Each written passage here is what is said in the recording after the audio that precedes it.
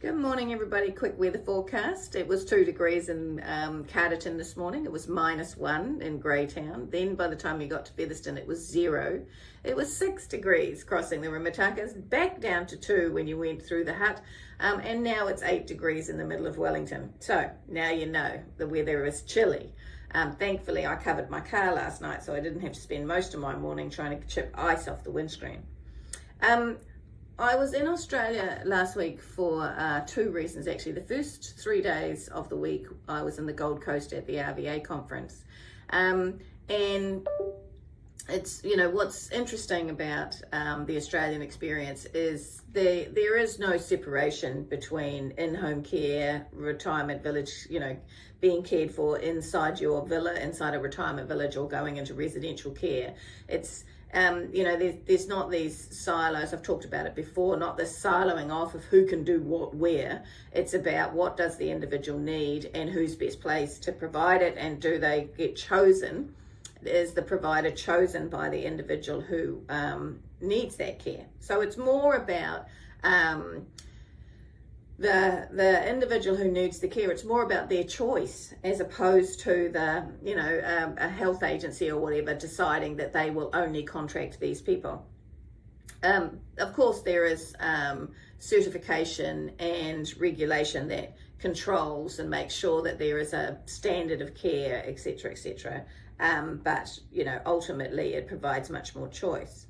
The other thing, I'm just looking up this gentleman's name. So there was a really, really good speaker at the RVA conference. There were a few, don't get me wrong, but this gentleman really made an impression on me. So his name is, I'm going to try and say it, but I apologize. It's Simon Steinmacher.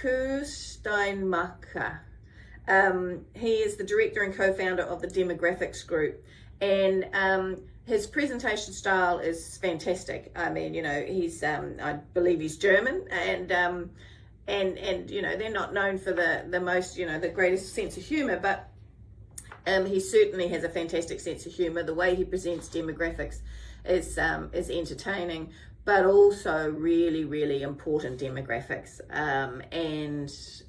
So if you get an opportunity, I'll try and put a link up to his LinkedIn page, because I'm pretty sure he put that. Yep, he put up everything all of his contact areas, just so you might be able to go and have a look at some of his stuff.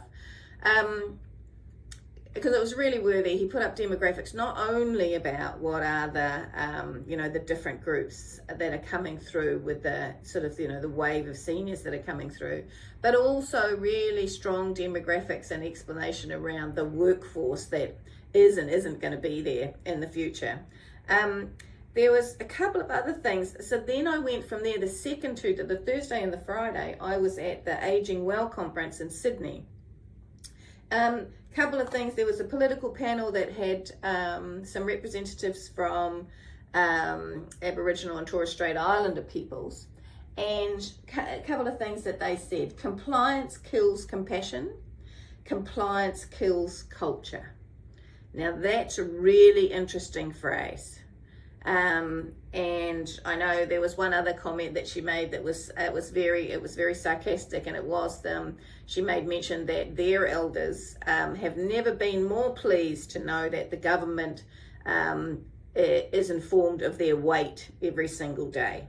Now we do that. We do that here in New Zealand. We actually have to weigh individuals regardless of what stage of their life they are at. And then there was a gentleman who spoke from Canada. So he beamed in from Canada, and he made some really interesting comments. Now, a couple of things that stuck in my mind.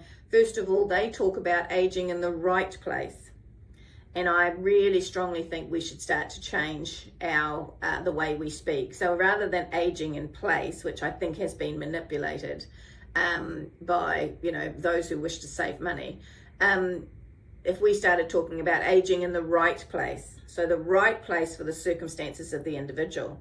But he said this is another this is a slide that he put up. Between 2019 and 2050, there will be approximately 30% fewer close family members available to provide unpaid care.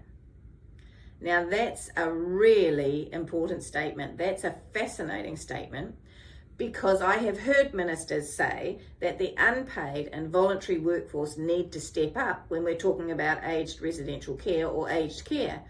And yet it continues to ignore the fact that the reason we've got an aging population is we don't have young people coming through.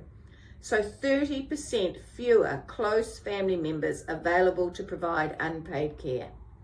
And that's why we can't just leave it to families. Apart from the fact that the acuity level is so high, we are overwhelming families, even if they have individuals who can spend the amount of time that it needs to look after somebody 24/7. But basically, that statistic, 30% fewer, are going to be available to do it anyway. So others will need to step into the breach. Okay, see ya, bye.